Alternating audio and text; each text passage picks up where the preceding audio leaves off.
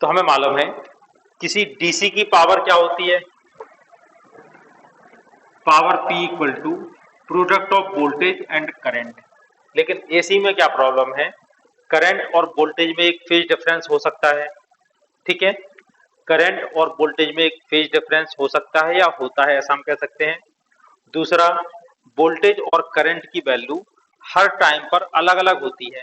ठीक है, तो ये वोल्टेज और करंट कौन से वोल्टेज करंट कहलाते हैं, इंस्टेंटेनियस वोल्टेज।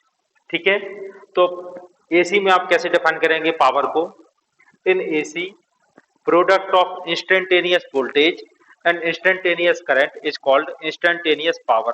ठीक है, यहां तक बात समझ में आ रही बेटा कि नहीं आ रही? अब हमें लिखनी पड़ेगी वोल्टेज और करंट की इक्वेशन। ठीक है, तो वोल्टेज की इक्वेशन लिखते हैं, let V equal to V naught sine omega t, ये वोल्टेज की इक्वेशन है। करंट की इक्वेशन क्या होगी, I equal to I naught sine omega t minus five. आप चाहो तो प्लस फाइव भी ले सकते हो, आप चाहो तो माइनस फाइव भी ले सकते हो।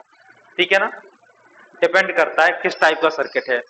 अगर सर्किट में एल इंडक्टेंस की वैल्यू जाना है तो माइनस फाइव आएगा, और कैपेसिटेंस की वैल्यू जाना है तो प्लस फाइव आएगा।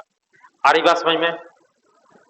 इन दोनों का प्रोडक्ट करते हैं तो P इक्वल टू क्या आएगा, वी आई। ठीक है, तो यहां से आ जाएगा V naught I naught sine omega T into sine omega t minus five. हो रहा बेटा, क्लियर है इतना? ठीक है, अब हमें इसको रीअरेंज करना है कुछ मैथमेटिकल फार्मूले लगा के। ठीक है, तो हम इसके लिए क्या करते हैं, इसमें देखो, आपको अगर फार्मूला याद हो cos A minus cos B का, याद है किसी को? Cos A minus cos B क्या होता है, two sine A plus B by to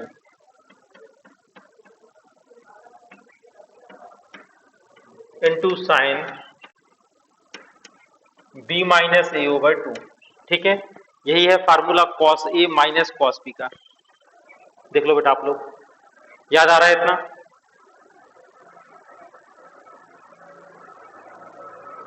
ठीक है, अब आपने क्या किया, इसको थोड़ा सा हम ऊपर वाले में भी रीअरेंज करते हैं। अगर हम यहां पर ऐसा कर दें 1/2 और यहां पे 2 का मल्टीप्लाई कर दें तो कोई दिक्कत तो नहीं है। ठीक है, हम कुछ इस फॉर्म में लिखना चाह रहे हैं। ठीक है, तो 1/2 और यहाँ पे 2 का मल्टीप्लाई कर दिया, 2 sign omega t minus sign omega t minus five. ठीक है, अब अगर हम इसको ऐसा लिखें, देखो इसको अगर हम लिखें cos five minus cos two omega, देखो अगर हम इसको ऐसा लिखें cos five minus cos two omega t minus five. ठीक है, अब आप ये बताओ इससे क्या आएगा, ए की जगह है फाइव और बी की जगह है two omega t minus five. ठीक है, रखते हैं वैल्यू, क्या हो जाएगा, two sine A plus B by two. A की वैल्यू है फाइव, बी की वैल्यू है two omega t minus five, five से फाइव कैंसिल हो जाएगा, two omega t over two आ जाएगा ओमेगा टी। क्लियर है बेटा इतना? साथ में sine B minus A over two, B की वैल्यू है two omega t minus five, फिर माइनस फाइव करोगे तो हो जाएगा two omega t minus two five over two करोगे, टू कॉमन लेके कैंसिल हो जाएगा, यहां पर क्या आएगा, ओमेगा टी माइनस फाइव। ठीक है, अब आप ये देखो, ये लिखा है two sine omega t minus sine sorry into sine omega t minus five. ठीक है, two sine omega t sine omega t minus five, इसकी वैल्यू क्या पुट कर दें, ये रख दें, अब ये वाली वैल्यू पुट कर दें। ठीक है, तो पावर कितना आ जाएगा, पावर आ जाएगा 1/2 वी नॉट आई नॉट, इसकी जगह cos five minus cos two omega t minus five. तो इसके बाद देखो इसमें एवरेज पावर क्या होती है, ठीक है। तो एवरेज पावर कैसे फाइंड कर सकते हैं, 0 से t तक इसका इंटीग्रेशन कर दो और 1/t का डिवाइड कर दो, ठीक है। आ रही बात समझ में। इसी तरह से एवरेज हम लोग फाइंड कर रहे थे पहले, ठीक है। ये एवरेज फाइंड करने का तरीका हो गया। 0 से फुल टाइम पीरियड तक जो भी जितनी भी पावर है सबको ऐड कर दो और उतने ही टाइम का डिवाइड कर दो, ठीक है। क्लियर है इतना। अब आप ये देखो, इस फार्मूले में वैल्यू पुट करते हैं, 1/t, ठीक है, v naught I naught over 2, ठीक है। इसके बाद आप इसमें ये सब कांस्टेंट बाहर आपने निकाल दिया, इंटीग्रेशन 0 से लेके t cos phi dt,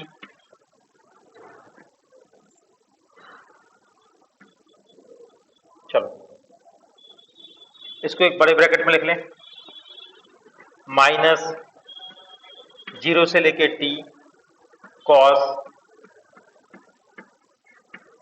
2 omega t minus five, ठीक है, dt।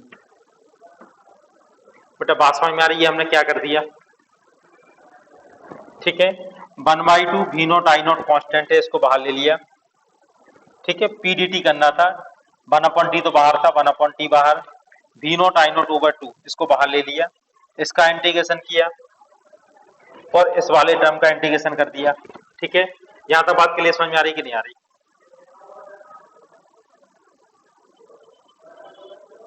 ठीक है इतना। अब आप एक बात देखो, कोई भी साइन फंक्शन या कॉस फंक्शन, ठीक है, साइन ग्राफ इस तरह का होता है, यह है साइन ओमेगा टी का graph. Sign omega T plus five या माइनस फाइव होगा, तो ग्राफ या तो इसके थोड़ा पहले से शुरू होगा, ठीक है, या फिर ग्राफ कैसे होंगे, थोड़ा बाद में शुरू होगा। ये वाला है sign omega T plus five और ये वाला ग्राफ है sign omega t minus five, ठीक है। बिल्कुल ऐसे ही कॉस के ग्राफ होते हैं। ये है कॉस ओमेगा टी का graph, cos omega T plus five का ग्राफ कैसा होगा, cos omega T plus five, ठीक है। इसकी स्टार्टिंग वैल्यू यहां से थी, इसकी और पहले से स्टार्ट कर दो, ये है cos omega T plus five, minus five होगा तो कैसा स्टार्ट होगा,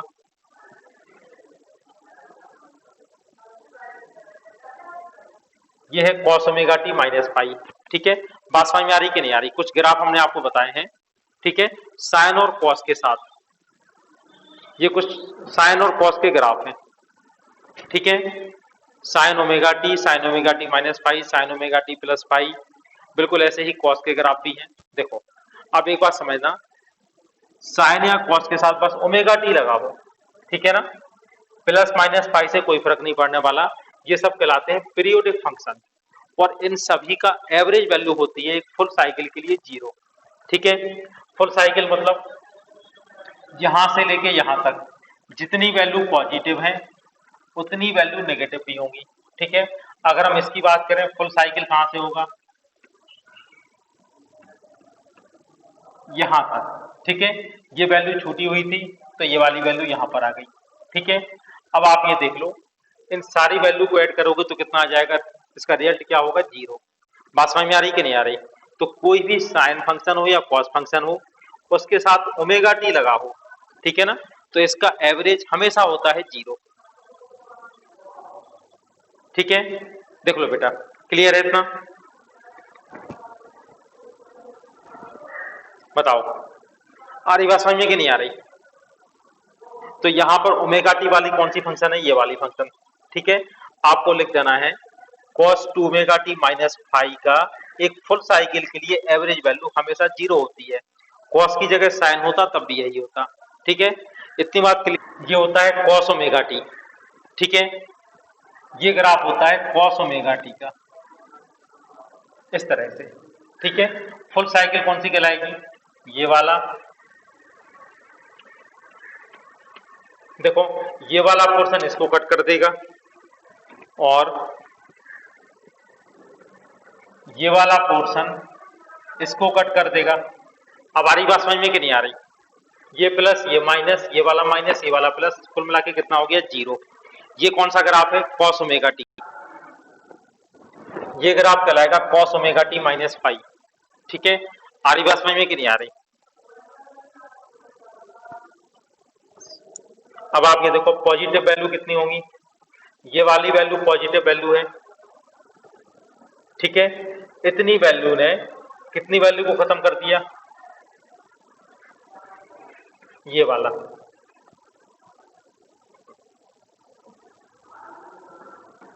और इतनी वैल्यू ये आई थी तो इसने इसको खत्म कर दिया।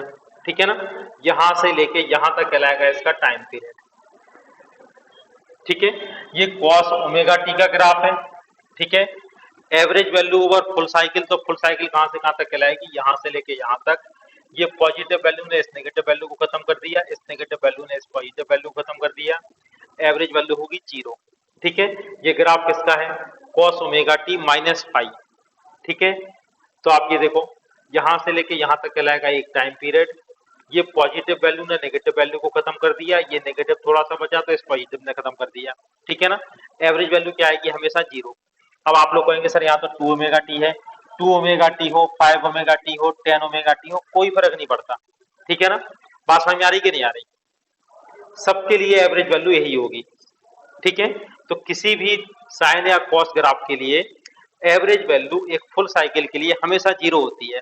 ठीक है, इतना याद रहेगा आपको। ठीक है, तो अब आप इसमें क्या कह सकते हो? Average value of cos 2 omega t minus five over a full cycle will be 0। ठीक है ना, तो इसकी एवरेज वैल्यू तो हो गई 0। अब क्या बचेगा एवरेज पावर में? अब क्या बचेगा? ये वाला। ठीक है, तो एवरेज पावर होगी P average equal to V naught I naught over 2 t. ठीक है, और यहां से देखो cos फाई तो कांस्टेंट है, बाहर आ जाएगा। cos फाई कांस्टेंट है, बाहर आएगा। इंटीग्रेशन बचेगा dt और dt का इंटीग्रेशन होगा t, लिमिट लगाओगे 0 से लेके t। ठीक है, बात समझ में आ रही? cos फाई कांस्टेंट है, बाहर आ गया। dt का इंटीग्रेशन हो गया t, आपने लिमिट लगा दी। इससे आ जाएगा v naught I naught over 2t cos phi. ठीक है, यहां से आएगा t माइनस 0, ये बचेगा t, t से t कैंसिल हो गया। ठीक है, तो एवरेज पावर क्या आ जाएगी? Equal to V naught I naught over 2, साथ में आएगा cos फाई। ठीक है, इसको आप ऐसे भी लिख सकते हो, 2 को √2 इंटू √2। ठीक है, वी नॉट ओवर √2 कहलाएगा VRMS, आई नॉट ओवर √2 कहलाएगा IRMS, साथ में होगा cos फाई, और ये है एवरेज पावर। ठीक है, ये आप देख VRMS IRMS का प्रोडक्ट कहलाता है वर्चुअल पावर। ठीक है, तो एवरेज पावर क्या होगी? Virtual power into cos phi क्या कहलाता है? Power factor. ठीक है, अगर वर्चुअल पावर में पावर फैक्टर का मल्टीप्लाई कर दिया जाए तो हमें मिलती है एवरेज पावर। ठीक है, और पावर फैक्टर आपको याद होगा, पावर फैक्टर होता है cos फाई। cos फाई की वैल्यू होती है R/Z। को बताया था एसी सर्किट को हम R, L और C तीनों में से किसी भी एक से कंट्रोल कर सकते हैं या तीनों के कॉम्बिनेशन से कंट्रोल कर सकते हैं। अब अगर हमारे पास कोई इस तरह का एसी सर्किट है जिसमें L लगा दिया, C लगा दिया, लेकिन आपने रेजिस्टेंस नहीं लगाया। ठीक है, तो एसी करंट को आप कंट्रोल कर सकते हो कि नहीं कर सकते हो? ये बताओ। L भी लगा है, C भी लगा है, वैल्यू की कोई बात नहीं हो रही। ठीक है ना, तो आप इस करंट को कंट्रोल कर सकते हो कि नहीं कर सकते हो? कर सकते हैं कंट्रोल। ठीक है, बात समझ में आ रही? आप करंट को कंट्रोल कर सकते हो, लेकिन इसका पावर फैक्टर कितना होगा इस सर्किट का? कॉस फाई की वैल्यू क्या होगी, आर बाई जेड, आर तो है नहीं सर्किट में, आर नहीं है तो कॉस फाई कहलाएगा जीरो। आ रही बात समझ में कि नहीं आ रही? और कॉस फाई की वैल्यू जीरो होगी तो एवरेज पावर कितना होगी, जीरो। ठीक है, इस समय जो करंट फ्लो होती है ये कहलाती है बार्टलेस करंट। ठीक है ना, कौन सी करंट, बार्टलेस करंट। ठीक है, तो बार्टलेस करंट को कैसे डिफाइन कर सकते हो कि अगर एसी सर्किट में करंट को एल और सी की हेल्प से कंट्रोल किया जाए, ठीक है ना, और आर ना लगाया जाए, ठीक है, तो एवरेज पावर कंज्यूम कितना होता है, जीरो। इस समय जो करंट फ्लो होती है ये कहलाती है बार्टलेस करंट। और इसका एग्जाम्पल क्या है, आप लोगों ने ट्यूबलाइट में देखी होगी चोक कॉइल, ठीक है ना, तो चोक कॉइल जो होती है वो इसी प्रिंसिपल पर वर्क करती है।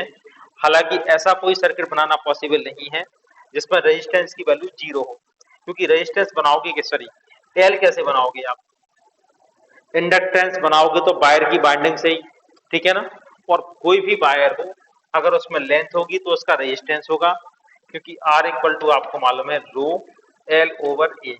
ठीक है, तो प्रैक्टिकली ऐसा पॉसिबल नहीं है लेकिन हम लोग थ्योरिकली ऐसा कह सकते हैं। इस समय जो फ्लो होने वाली करंट होगी वो कहलाएगी बार्टलेस करंट।